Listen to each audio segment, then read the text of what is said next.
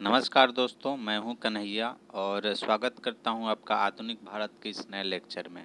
आज का हमारा विषय है उदारवादी चरण 1885 से लेकर 1905। देखिए, वास्तव में जो हमारा भारत जो स्वतंत्र हुआ तो राष्ट्रीय आंदोलन की बात करें तो इसको 3 चरणों में बांटा जा सकता है। ठीक है, पहला चरण है उदारवादी चरण। ठीक है, यह चरण 1885 कांग्रेस की स्थापना से लेकर 1905 के समय को उदारवादी चरण कहा जाता है। यह पहला चरण। और उदारवादी के बाद उग्रवादी चरण शुरू होता है जो 1905 से 1919 तक चला। और सबसे अंतिम में जब गांधी जी आए दक्षिण अफ्रीका से भारत, तो उसके बाद राष्ट्रीय आंदोलन की दिशा ही बदल गई और वो फाइनली वो गांधी युग कहलाता है। तो हम लोग आज पहले चरण उदारवादी आंदोलन के बारे में बात करेंगे। देखिए, बुक वगैरह में सब कुछ है या ऑब्जेक्टिव भी बहुत सारे बनते हैं। हम लोग यहाँ प्रयास करेंगे कि एक समझ बनाया जाए ताकि उस समय के परिस्थितियों को समझे और ताकि जो हम लोग फैक्ट याद करें वो लंबे समय तक याद रहे। देखिए, हर चीज़ फैक्ट अगर रट के रखें तो बहुत समय तक याद नहीं रहता। तो हम लोग एक प्रयास करेंगे कि उस समय का वस्तु स्थिति का थोड़ा समझ हो ताकि फैक्ट को हम लोग ज़्यादा समझ पाएँ। तो आइए हम लोग शुरू करते हैं उदारवादी चरण। देखिए, जो 1885 में कांग्रेस की स्थापना हुई थी, आप जानते होंगे कि पहले सदस्य में जो 72 प्रतिनिधि शामिल हुए थे पहली बैठक में, उसमें लगभग 69-70 वकील थे। यानी ये लोग ऐसे थे जो इंग्लैंड वगैरह से पाश्चात्य शिक्षा, अंग्रेजी शिक्षा ग्रहण करके आए थे। तो इनका जो है अंग्रेजों के प्रति काफ़ी आस्था थी। एक तरह से ये लोग का मानना था कि जो अंग्रेज हैं उनकी उनकी नियति खराब नहीं है। अगर उनको भारत की वस्तु स्थिति, भारत की खराब व्यवस्था या यहाँ के अत्याचार के बारे में अंग्रेजी सरकार को बताया जाए तो वो ज़रूर कुछ न कुछ अच्छा कदम उठाएगी। ये इन लोग के नेताओं का मानना था। और ये नेता अक्सर अपने मांग के हिसाब से अंग्रेजों से मांग किया करते थे, इसीलिए ये लोग उदारवादी या मॉडरेट कहलाए। इन्हीं को नरम दल के नेता भी कहा जाता है। ठीक है, क्योंकि ये लोग हमेशा अनुनय विनय करते रहते थे। ये नेता कौन थे? ये नेता हमारे थे दादा भाई नौरोजी, WC बनर्जी, व्योमेश चंद्र बनर्जी, ठीक है, सुरेंद्र नाथ बनर्जी, DE वाचा, फिरोज शाह मेहता, गोपाल कृष्ण गोखले इत्यादि। इन सब के नामों से आप पूर्व में भी परिचित होंगे। दादा भाई नौरोजी ये काफ़ी, इनको भारत का वयोवृद्ध नेता भी कहा जाता है। ठीक है, WC बनर्जी, व्योमेश चंद्र बनर्जी ये कांग्रेस के प्रथम अधिवेशन के अध्यक्ष भी थे। सुरेंद्र नाथ बनर्जी इंडियन नेशनल एसोसिएशन के स्थापना से भी जुड़े हुए थे। ठीक है, तो ये सब नेता जो थे हमारे उदारवादी नेता या नरम दल के नेता कहलाते थे। तो इन उदारवादियों की कार्य प्रणाली क्या हुआ करती थी, ये कार्य कैसे करते थे? तो देखिए, ये जो उदारवादी नेता थे, ये मुख्यतः इनका काम था कि ये साल भर में एक बार कांग्रेस का अधिवेशन बुलाते थे। देश के किसी कोने में, कभी वो मुंबई में अधिवेशन करते थे, कभी कोलकाता में अधिवेशन करते थे, कभी मद्रास में अधिवेशन करते थे। मतलब देश के अलग अलग हिस्सों में अधिवेशन करते थे। उस अधिवेशन में इनकी जो मांगे होती थी उस पर प्रस्ताव एक पास किया जाता था। ठीक है, एक प्रस्ताव पास किया जाता था और फिर उस प्रस्ताव का जनता तक पहुंचाने के लिए ये लोग उसका समाचार पत्रों में प्रकाशन करवाते थे। ठीक है, जो भी इनकी मांगे रहती थी वो पहले उसको कांग्रेस के अधिवेशन में पास कराते थे, फिर समाचार पत्र में या पैम्पलेट वगैरह में छपवा के जनता तक पहुंचाते थे कि हम ये मांग कर रहे हैं। उन मांगों को ये अंग्रेजी सरकार के पास प्रार्थना पत्र के रूप में, मांग पत्र के रूप में अंग्रेजी सरकार को भेजा करते थे। ये भारत में उस समय जो गवर्नर जनरल हुआ करते थे उनको भी लिखित में देते थे मांग पत्र के अनुसार, प्रार्थना पत्र के अनुसार। साथ ही साथ बहुत सारी बातें जो है ये जो इंग्लैंड में सरकार थी उनको भेजा करते थे। ठीक है, कई बार ये लोग शिष्टमंडल 2 4 5 लोगों का जो एक शिष्टमंडल होता था उसको ब्रिटेन भेजते थे, इंग्लैंड। वो वहाँ के सरकार से मिलती थी कि सरकार हमारी ऐसी ऐसी मांगे हैं, इस पर कुछ कार्रवाई कीजिए। अंग्रेजी सरकार जो थी अक्सर इनके मांगों पर कोई ध्यान नहीं देती थी। ठीक है, काफ़ी इग्नोर किया करती थी, लेकिन फिर भी इनकी यही कार्यप्रणाली थी। ये लोग मानते थे कि संवैधानिक तरीके से हम लोग जो भी है भारत की समस्याओं का हल निकालेंगे। इनका मांग मुख्यतः क्या हुआ करता था? इनका मांग हुआ करता था कि जो विधायिका है, जो कानून बनाती है, उसमें भारतीयों को जगह दीजिए, या फिर जो अंग्रेजी सेवा है, नौकरी वगैरह है, उसमें भारतीयों को उच्च पदों पर बैठाइए, उनके साथ जो भेदभाव हो रहा है वो कम कीजिए। ठीक है, इसके अलावा इनका मांग हुआ करता था कि जो भूमि पे कर लगता है उसको कम कीजिए, जो नमक पे आप कर लगाए हैं उसको कम कीजिए। ये सब इनके मांगे हुआ करती थी। इसके अलावा ये यह भी मांग किया करते थे कि जिस प्रकार ऑस्ट्रेलिया और कनाडा में अंग्रेजी शासन चल रहा था, तो वहाँ पे अंग्रेजों ने उनको स्वशासन दिए हुए था। वो अंग्रेजी सरकार के अंदर थे, लेकिन फिर भी स्वशासन मिला हुआ था कि मतलब वो लोग अपने हिसाब से सरकार बनाते थे। तो इनका मांग था कि ऑस्ट्रेलिया कनाडा के तर्ज पर भी भारत में भी स्वशासन दिया जाए। ये लोग उस समय स्वराज या स्वतंत्रता जैसी कोई मांग इनकी नहीं थी। इनका दृढ़ विश्वास था कि अंग्रेजी सरकार की जो नीयति है वो ठीक है, अगर इनको समस्याओं से अवगत कराया जाए तो ये जरूर कुछ न कुछ अच्छा स्टेप लेंगे। लेकिन वस्तु स्थिति ये नहीं थी, अंग्रेज हमेशा अपनी भलाई के बारे में सोचते थे। ठीक है, तो बहुत सारे लोग इनको जो अनुनय विनय या प्रार्थना मांग पत्र था इसको स्वीकार नहीं करते थे। जनमानस में इसका बहुत ज़्यादा इफेक्ट नहीं पड़ता था। बाद के जो इनके बाद के जो नेता हुए, जो गरम दल कहलाए या उग्रवादी नेता, उन्होंने उस समय के कांग्रेस नेताओं को भिक्षा मांगने वाला बताया था कि ये लोग अंग्रेजी सरकार से हमेशा भिक्षा मांगते रहते हैं।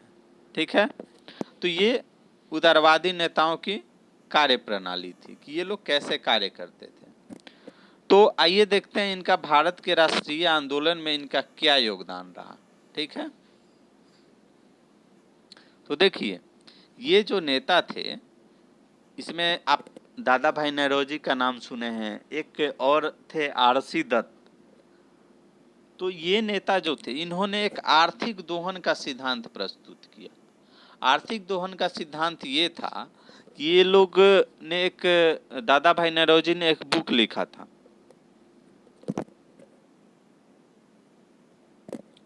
ठीक है, उस बुक के माध्यम से उन्होंने यह सिद्धांत दिया कि जो अंग्रेज है वो भारत का आर्थिक दोहन कर रहे हैं, यहाँ के संसाधनों का वो उपयोग करके इंग्लैंड का विकास कर रहे हैं और यहाँ भारत के लोगों को छोड़ दे रहे हैं ऐसे ही। ठीक है, साथ ही उनका ये भी कहना था कि जो इंग्लैंड के अधिकारी वगैरह हैं यहाँ पे रह के भारतीयों के साथ शोषण कर रहे हैं। वैसे ही आरसी दत्त थे, उन्होंने भी एक किताब लिखा था भारत का आर्थिक इतिहास।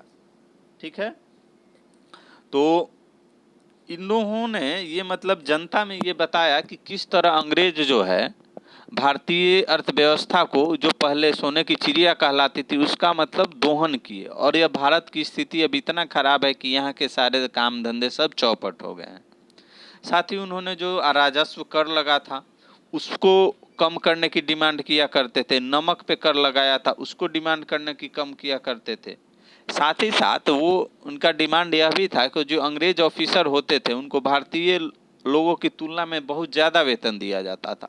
तो ये मांग करते थे कि सब सरकारी खर्चे में भी कटौती किया जाए।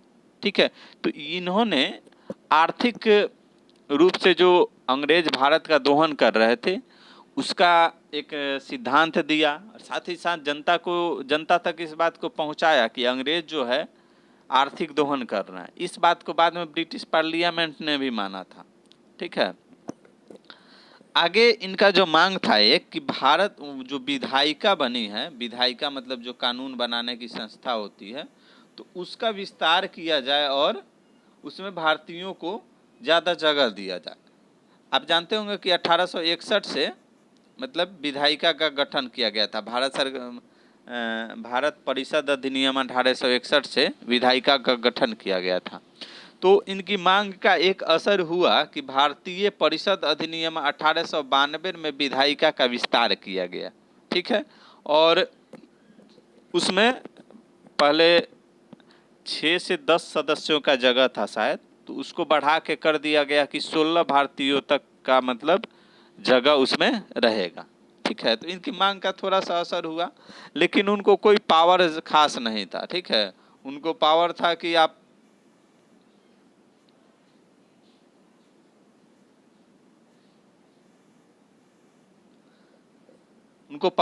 आप बजट पर चर्चा कर सकते हैं। ठीक है, सिर्फ चर्चा कर सकते हैं, उसको रोक नहीं सकते हैं बजट को। साथ ही साथ सवाल पूछ सकते हैं विधायिका में, लेकिन कुछ ज़्यादा पावर नहीं दिए गए। बस ये था कि विधायिका में लोगों का, भारतीय लोगों की संख्या थोड़ा सा बढ़ा दी गई। लेकिन वह स्थिति यह भी थी कि ये जो अधिकतर लोग थे ये निर्वाचित नहीं होते थे, ये मनोनीत किए जाते थे अंग्रेजी सरकार द्वारा। और अक्सर वे लोग हुआ करते थे जो या तो समाज में काफ़ी उच्च पद पे हैं और अक्सर अंग्रेजों से जिनका अच्छा संबंध है उनको मनोनीत किया जाता था। तो इस तरह से जो विधायिका थी वो उस समय की, वो जनता के हित के लिए कुछ नहीं थी। इसके अलावा ये प्रशासनिक सुधार की भी मांग किया करते थे, जैसे कि अंग्रेजी सरकार को शिक्षा पर, उद्योग पर, स्वास्थ्य पर भी खर्चा करना चाहिए। जो साफ सफाई की व्यवस्था है समाज में उस पर खर्च करना चाहिए। साथ ही साथ जो अंग्रेज लोग भारतीयों के साथ भेदभाव करते हैं, चाहे वो नौकरी में हो या सामाजिक लेवल पे, उसका भी उन्होंने ये विरोध किया। इनका मांगों को बहुत ज़्यादा तवज्जो तो नहीं दिया गया अंग्रेजी सरकार के द्वारा, लेकिन जो जनता है वहाँ तक उन्होंने इस बात को पहुँचाया कि ये गलत हो रहा है। ठीक है, इसके अलावा इन्होंने जन अधिकार की रक्षा, जैसे जो भी आप एक राजनीतिक, एक लोकतांत्रिक समाज में कुछ लोगों को जो अधिकार है, जैसे हमारे भारतीय समाज में मूल अधिकार मिला हुआ है, उसकी रक्षा के लिए भी उन्होंने विभिन्न अभियान चलाए। ठीक है, अंग्रेजों को चिट्ठी लिखते थे, साथ ही साथ उसको जनता तक पहुंचाते थे कि कैसे लोकतांत्रिक देश में किस तरह की अधिकार मिले रहते हैं जनता को। उन सब बातों को उन्होंने जनता तक पहुंचाया। राष्ट्रवाद जो होता है, राष्ट्रवाद आप समझ रहे होंगे, अपने देश के प्रति जो मन में एक विचार होता है, उस राष्ट्रवाद के प्रचार प्रसार का उन्होंने जो पहला स्टेप है वो पूरा किया था। ठीक है, यहीं से कांग्रेस का यह प्रथम चरण है। एक तरह से लोगों, छोटे लेवल पे ही सही, लेकिन लोगों में धीरे धीरे राष्ट्रवाद की भावना आई। क्योंकि आप देखिएगा कि कांग्रेस की स्थापना हुई और ये लोग पूरे देश में अपना जो भी है सम्मेलन किया करते थे, और जहाँ भी सम्मेलन होता पूरे देश से लोग वहाँ पहुँचते थे। तो एक राष्ट्रीयता की भावना के प्रचार प्रसार में उदारवादियों ने काफ़ी अच्छा प्रयास किया। ठीक है, इन्होंने लोकतांत्रिक विचारों को भी समाज में ले आया कि कैसे समाज में होना चाहिए। दूसरा, जन अधिकारों के बारे में भी इन्होंने जागरूकता फैलाई।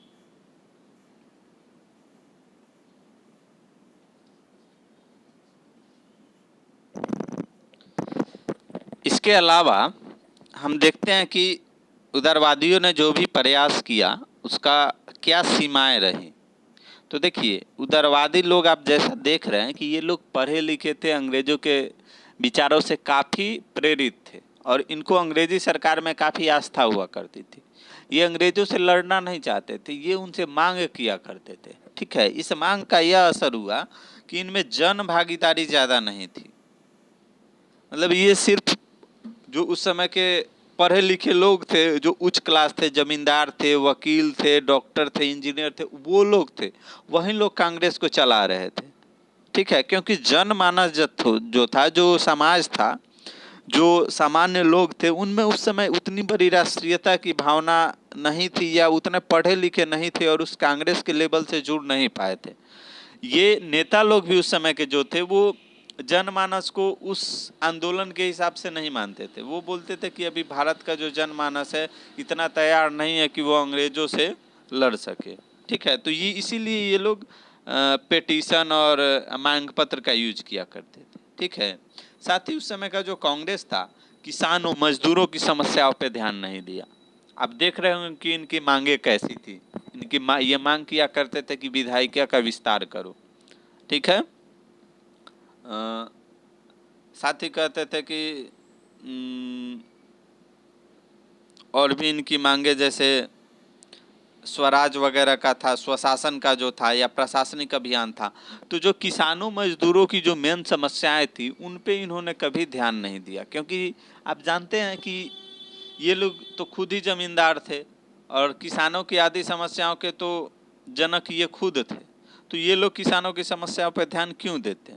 ठीक है, अगर ये देते भी, ये उस मानसिकता को नहीं भी मानते थे, तो ये थे सब जमींदार के ही बेटा पोता। क्योंकि आप जानते हैं उस जमाने में डॉक्टर और इंजीनियर और बैरिस्टर कौन पढ़ता था। तो इसलिए किसानों और मजदूरों की समस्याओं पर ध्यान नहीं दिया गया, इसीलिए लोगों की भागीदारी भी बहुत कम हुई। और जानते हैं, लोगों की भागीदारी कम रहेगी तो कभी भी वो आंदोलन पूरी तरह सफल नहीं होगा, ठीक है। तो ये उदारवादियों का पूरा बेस हम लोग समझे कि नेता उनके कौन कौन थे, ठीक है।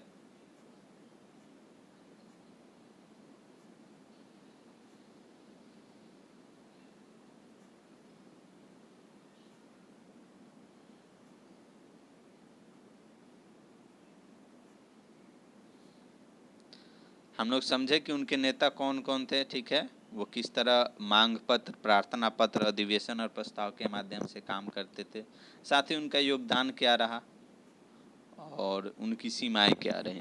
तो आशा करता हूँ ये समझ बनाने के हिसाब से अच्छा लगा होगा। वीडियो के बारे में कोई सुझाव हो तो कमेंट ज़रूर कीजिए। धन्यवाद।